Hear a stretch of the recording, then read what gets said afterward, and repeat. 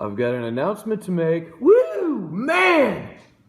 Is it okay to be excited about God? Is it okay to see things happening and to see God moving and to get pumped up about it? I mean, is that okay? I'm just asking you because I'm pumped up right now and I want to tell you why. It rains on the just and the unjust. That's what the word says. In other words, good and bad people go through many trials. We're all in the same world together. Some of us are of this world and some of us are not of this world. Well, why do we all have to go through things? That's always the question that we get, is it's like, why me? You know, what did I do to deserve this trial? I mean, I feel like I'm a good person. You know, I do this and I do that. And we start naming all these things that make us good people. And we're like, why am I have to go through this trial? Because trials hurt, man. I mean, they hurt to the core. When a real trial comes your way, it's like a real hurricane, it's a real storm. You really can't just walk outside in freedom in your trial because you're going through something and things are flying everywhere and you don't know what to do, so you're stuck with the choice. Do you stay inside your home, inside your own comfort zone right there and cope with whatever it is, or do we simply trust our Father to deal with it for us and put our complete faith in Him and keep moving forward? Those are our two options in any trial that we go through. But see, it's not easy. Even though we can say that we trust our Father, it is complicated to do sometimes because trusting God means we really can't see where to go. We don't have clear direction in this situation right now because everything around us looks dark. It doesn't look like we're going to get our healing. It doesn't look like we're going to get this job. It doesn't look like we're ever going to get what our heart desires. Because we have been praying and seeking and we're still in the trial. It hasn't gone anywhere yet. And so we're trying our best to have faith, but man. And we're like, why are we in this trial? Why? Well, 1 Peter chapter 1, verses 6 through 9, it talks about how important faith in Jesus Christ is. In verse 9, it simply states that the end result of having faith in Jesus is the salvation of your souls. So that's how important faith is. And see, without faith, it's impossible to please God. So faith is so incredibly important that God actually puts it up at one of the highest levels of anything that we ever have to obtain in this life is faith. But why? I don't understand. Because here's the thing. The opposite of faith is doubt, which comes from the enemy. So faith is the utmost important thing that we must get down. Faith in Jesus. We need Jesus. We need to believe in Him and have faith in Him. So as a child growing up, just a little baby, if you tell this baby, you know, it's like one day you're going to walk, one day you're going to do all this stuff, and the baby's starting to understand a little bit, and they're like, you know, okay, and they try to get up and walk around, and they fall over, and blah, oh, I fell down, and they get up and blah, fall over again. They're probably thinking the same thing we do. Why do I keep falling down? Why is it that I keep having to go through these different trials? And then they probably don't even believe that they can walk again. So without actually listening to their father or mother, without listening to their father, they can't really ever get up and go again. They don't want to get up and try again. They don't. But hey, child, come on. You can do this.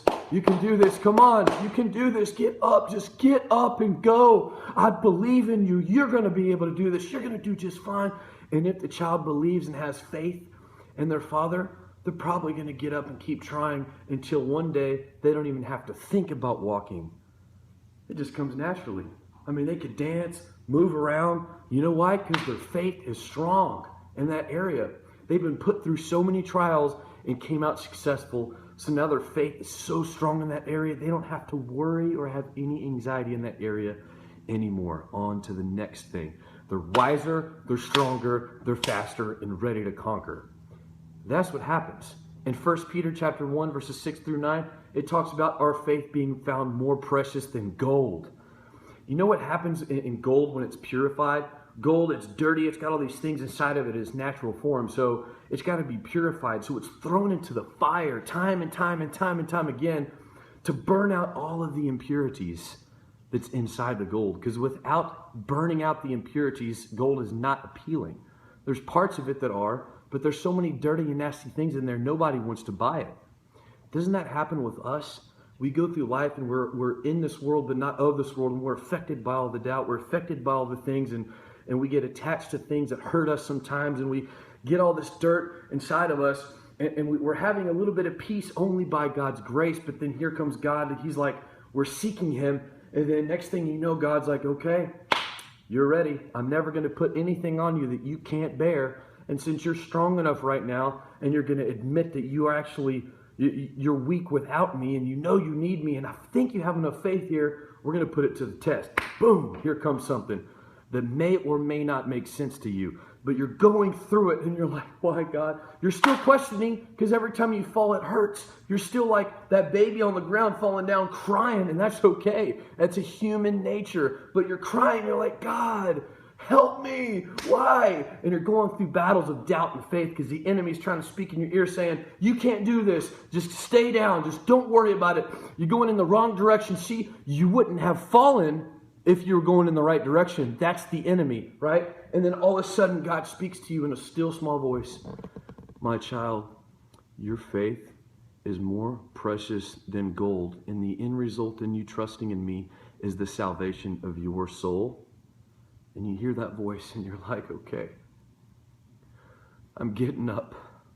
I don't have the energy. I don't know how to do this anymore. I can't see any answers, God, but I'm going to trust you. Because you know what? Your word says so. And you're going to purify my heart. You're going to purify my mind. And the end result of this is not only the salvation of my soul, but it's going to purify me and get out everything that's not pleasing to you. So whatever it is in my mind or my heart that you're trying to rid me of, and you're trying to build me up somehow, I don't even care how, God. I'm going to trust you and not my own understanding. In all my ways, I'm going to acknowledge you, Jesus, and you're going to direct my paths. Whoo, man! When we come to that realization and we push our feelings aside, it's only a matter of time, and your answer's waiting on you. I wanted to encourage y'all.